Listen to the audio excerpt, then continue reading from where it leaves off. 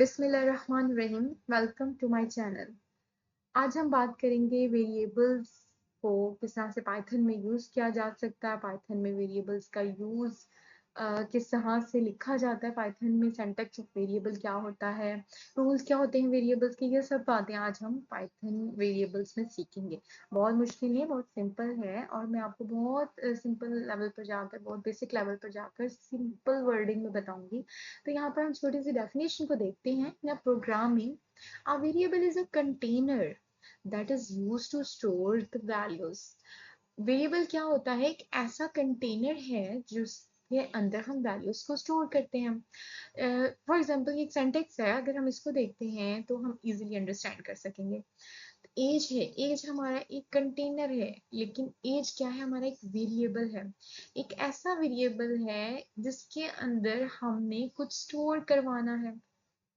As is equal to 25 means कि age को हम असाइन कर रहे हैं 25 की वैल्यू।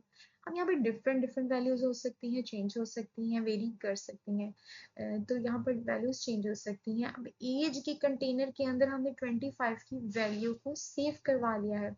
मीन्स कि वेरिएबल के अंदर हमेशा कोई ना कोई वैल्यू स्टोर हुई भी होगी। ठीक है, इसी तरह डिफरेंट कंटेनर्स होते हैं जिनमें डिफरेंट डिफरेंट वैल्यूज स्टोर, जैसे कि आप देख सकते हैं कि मेमोरी है। यहाँ पर लेट्स सपोज कि हमारे पास मेमोरी है और इसमें डिफरेंट डिफरेंट कंटेनर्स हैं। एज का एक कंटेनर है, नेम का एक कंटेनर है, प्राइस का एक कंटेनर है, ऐसे डिफरेंट वेरिएबल्स हो सकते हैं। तो एज के कंटेनर में मैंने कोई भी वैल्यू को स्टोर करवा दिया, नेम के कंटेनर में मैंने कोई भी वैल्यू को स्टोर करवा दिया और प्राइस के कंटेनर में मैंने कोई भी प्राइस की वैल्यू स्टोर करवा दी। आप देख रहे हैं कि नंबर है मीन्स इंटीजर है, कुछ अल्फाबेट्स हैं यहाँ पर मीन्स स्ट्रिंग्स है, और कुछ डेसिमल्स में वैल्यू है मीन्स ये फ्लोट वैल्यू है। अब आप कहेंगे कि भाई ये क्या फ्लोट, इंटीजर और स्ट्रिंग्स, ये क्या नाम लिए जा रहे हैं, हमें तो नहीं पता लग रहा। तो don't worry, I just want to create some curiosity, that's why I take the name of these variables. ये टाइप्स ऑफ वेरिएबल्स मेरा नेक्स्ट लेक्चर है, तो उसको देखना मत भूलिएगा। उस वीडियो को आपने लाजमी देखना है, जिसमें मैं टाइप्स ऑफ वेरिएबल्स बताऊंगी कि इंटीजर, फ्लोट, स्ट्रिंग्स और बहुत सारी डिफरेंट किस्म की जो टाइप्स ऑफ वेरिएबल्स हैं वो क्या क्या हैं। तो बहरहाल हम अपनी इस यहाँ पर आते हैं कि एज क्या होती है। एज की वैल्यू हमने सेव करवा दी ना, नेम में भी करवा दी। अब इनको किस तरह से हम लिखेंगे कोड में? वेरिएबल को आप तब अंडरस्टैंड करेंगे जब आप अपना कोड लिखेंगे।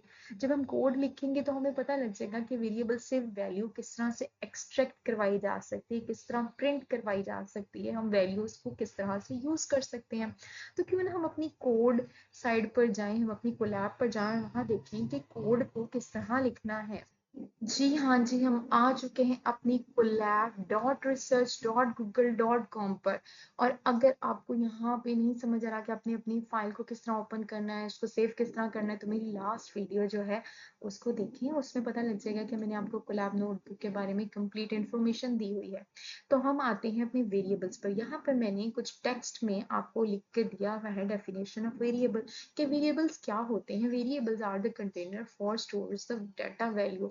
वही बात जो मैं आपको बता चुकी हूँ कि वेरिएबल ऐसी कंटेनर्स होते हैं जिसमें हम अपने डाटा की वैल्यूज को स्टोर करते हैं। अब हम देखते हैं कि हम इन वैल्यूज को स्टोर किस तरह से करते हैं। तो सबसे पहले हमने अपनी कोड का जो सेल है उसको मैंने यहाँ से कोड का सेल लेकर आई हूँ क्लिक करके। अब यहाँ पर मैं अपने कोड की जो वैल्यूज हैं वो लिखूंगी। फॉर एग्जाम्पल मैं यहाँ पर कहती हूँ age, age is equal to 22। अब मैं अपनी एज को प्रिंट करवाना चाह रही हूँ, तो मैं प्रिंट की कमांड दूंगी, print parenthesis and I want to write here the age। अगर मैं एज को लिखना चाह रही हूँ, एज की वैल्यू को लेना चाह रही हूँ, तो मैं यहाँ पर वेरिएबल का नाम लिखूंगी, क्योंकि मैंने आपको बताया था कि जब भी आप अपने वेरिएबल को कॉल करेंगे तो उसके अंदर, उस कंटेनर में जो भी वैल्यू होगी वो आपको मिल जाएगी, एक्सट्रैक्ट हो जाएगी। तो हम यहाँ पर एज लिखेंगे और मैं इसको प्रिंट करवा दूंगी। अब जब मैं इसको प्रिंट करवाऊंगी तो ये कनेक्ट हो रहा है, it will take some time, hopefully जल्दी हो जाएगा इंशाल्लाह। तो यहाँ पर आपको शो हो रहा है कि हमने एज के अंदर 22 को ले लिया। हमने जब प्रिंट करवाई अपनी एज तो हमारे पास 22 आ गया। अगर मैं यहाँ पर नेम लेना चाहूँ एज अ वेरिएबल और मैं कहूँ कि नेम अब नेम जो स्ट्रिंग वैल्यू है, जाहिर है नेम तो मैंने अल्फाबेट्स में लिखना है, तो आपको पता है स्ट्रिंग का रूल है कि जब भी हमने अल्फाबेट्स को लिखना है, कोई स्ट्रिंग वैल्यू लिखनी है, तो हमने उसको डबल कोट्स में ही लिखना है।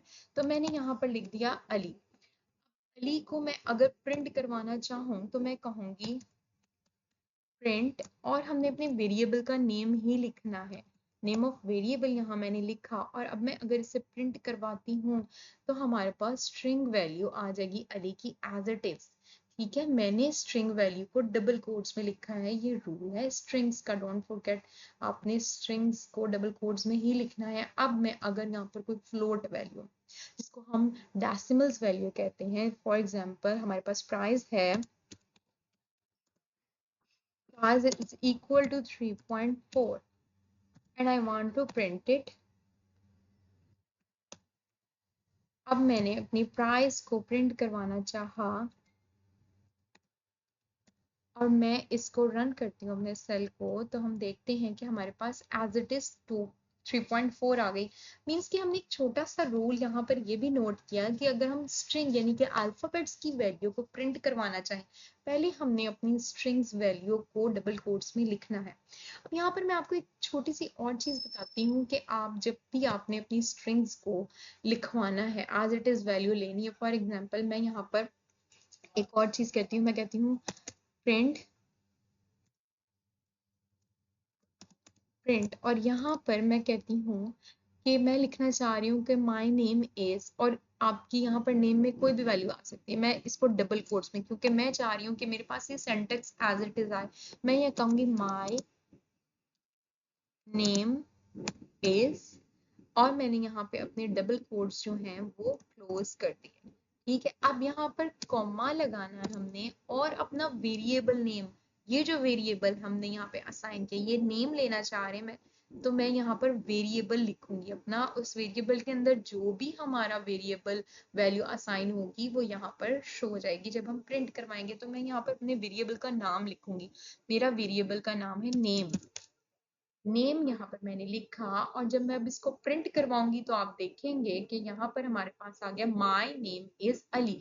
मींस कि ये तो एज इट इज आया ना, यहाँ पर मैंने आपको बताया था कि वेरिएबल के अंदर जो भी वैल्यू होगी वो एज इट इज प्रिंट हो जाती है। तो यहाँ पर हमारे पास my name is as it is आ गया। और अगर मैं फॉर एग्जाम्पल यहाँ पर मैं अपने नेम के अंदर मैं फॉर एग्जाम्पल हादी लिख देती हूँ। ठीक है, अब मैं यहाँ पर अपना नेम प्रिंट करवाती हूँ तो यहाँ पर हादी आ रहा है, and I want to print this sentence, तो भी मेरे पास हादी आ रहा है। मीन्स कि मैंने अपने नेम के वेरिएबल में हादी को सेव करवा लिया, हादी को स्टोर करवा लिया, तो यहाँ पर मेरे पास एज इट इज वैल्यू आ जाएगी। और एक और चीज मैं आपको बताती हूँ कि अगर मैं फॉर एग्जाम्पल यहाँ पर बल्कि मैं यहाँ पर ही बताती हूँ आपको, ताकि आपके कंपेयर करने में आपको आसानी आ जाए। यहाँ पर हमने एक और नेम का वेरिएबल लिया, और यहाँ पर मैंने अपना यहाँ पर नाम मैंने लिख दिया, अगेन अली ही लिख देती हूँ, छोटा नाम है, जल्दी टाइम वेस्ट नहीं होगा हमारा, ठीक है ना। अब हम यहाँ पर देखेंगे कि मैं अगर इसको प्रिंट करवाऊँ नेम को as it is, print sorry print नहीं किया, प्रिंट, और अगर मैं नेम को डबल कोट्स में लिख देती हूँ तो हमारे पास नेम ही एज इट इज आएगा, हमारे पास अली नहीं आएगा, क्योंकि हमने यहाँ पर प्रिंट करवा के देख लेते हैं, हाँ जी नेम आ गया। मीन्स कि डबल कोट्स में आप जो भी स्ट्रिंग्स वैल्यू लिखेंगे वो एज इट इज आपको मिलेगी। और अगर आप उसमें जो वैल्यू सेव की हुई है, जो असाइन की हुई वैल्यू है वो लेना चाह रहे हैं, तो आपने डबल कोट्स नहीं लगाना। तो यहाँ पर आप कंपेयर कर सकते हैं कि मैंने नेम का वेरिएबल लिया था, मैंने अपने स्ट्रिंग्स को डबल कोट्स में लिखा था, मैंने प्रिंट करवाया अपना वेरिएबल विदाउट डबल कोट्स, तो वेरिएबल के अंदर जो भी वैल्यू असाइन हुई हुई थी वो मुझे मिल गई। अब यहाँ पर मैंने अपना नेम लिखा, अपनी स्ट्रिंग्स वैल्यू लिखी, मैंने प्रिंट करवाया, लेकिन मैंने अपने जो मेरा वेरिएबल था मैंने उसको डबल कोट्स में लिख दिया गलती से, तो मेरे पास जो डबल कोट्स में वैल्यू थी वो एज इट इज प्रिंट हो जाएगी। यहाँ तक तो हमें पता लग गया कि जो भी चीज हम डबल कोट्स में लिखेंगे वो हमें एज इट इज मिल जाएगी। और यहाँ पर बाकी जो फ्लोट के और इंटीजर्स वैल्यू अगर हम लिखेंगे तो हमें एज इट इज प्रिंट हो जाएंगी। यहाँ तक तो हमें पता लग गया। अब मैं आपको एक और रूल बताती हूँ। जी हाँ, हमने देखा था कि हम अगर बेसिक मैथ पढ़ते हैं, जो आप अपनी मैथ्स क्लासेस में पढ़ते रहे हैं, तो हम देखते थे कि a is equal to b. Means यहाँ पर क्या है कि a की वैल्यू b की वैल्यू के इक्वल है और b की वैल्यू a की वैल्यू के इक्वल है। हम बेसिक मैथ का रूल यही पढ़ते आए, इक्वालिटी इसी चीज को शो करवाती है। लेकिन पाइथन में ये चीज चेंज हो जाती है। यहाँ पर जो इक्वल का ऑपरेटर है वो असाइनमेंट ऑपरेटर के नाम से जाना जाता है। यहाँ पर इक्वलिटी का मतलब ये होता है कि आपकी जो वैल्यू है, आपकी जो राइट साइड की वैल्यू है वो जाके स्टोर हो रही है आपकी लेफ्ट साइड की वैल्यू में। मींस कि आपकी जो राइट साइड की वैल्यू है वो लेफ्ट साइड की वैल्यू के अंदर असाइन की जा रही है। आपकी वेरिएबल जो है, वेरिएबल को हम कोई भी वैल्यू असाइन करें तो इसे असाइनमेंट ऑपरेटर के नाम से जाना जाता है। मींस कि एज के वेरिएबल में हमने 27 को स्टोर किया हुआ है, प्राइस के वेरिएबल में हमने 2.4 को स्टोर किया हुआ है और नेम के वेरिएबल में हमने अली नाम को स्टोर किया हुआ है। मींस यहाँ पर असाइन की हुई है हमने वैल्यूज। अब आपको पता चला कि बेसिक रूल्स मैथ का जो जो इक्वालिटी को शो करवा रहा है पाइथन में, वो रूल चेंज है। यहाँ पर 27 और एज इक्वल नहीं है। यहाँ पर हमने बताया हुआ है कि इस वेरिएबल में ये वैल्यू को स्टोर किया हुआ है। तो यहाँ तक तो हमें पता लग गया कि असाइनमेंट ऑपरेटर क्या होते हैं। अब आपको पता तो लग गया कि पाइथन में हम कोई भी वैल्यू जो है उसको स्टोर करवा सकते हैं। तो हमने यहाँ पर एज लिखा और एज में कोई भी वैल्यू लिख दी।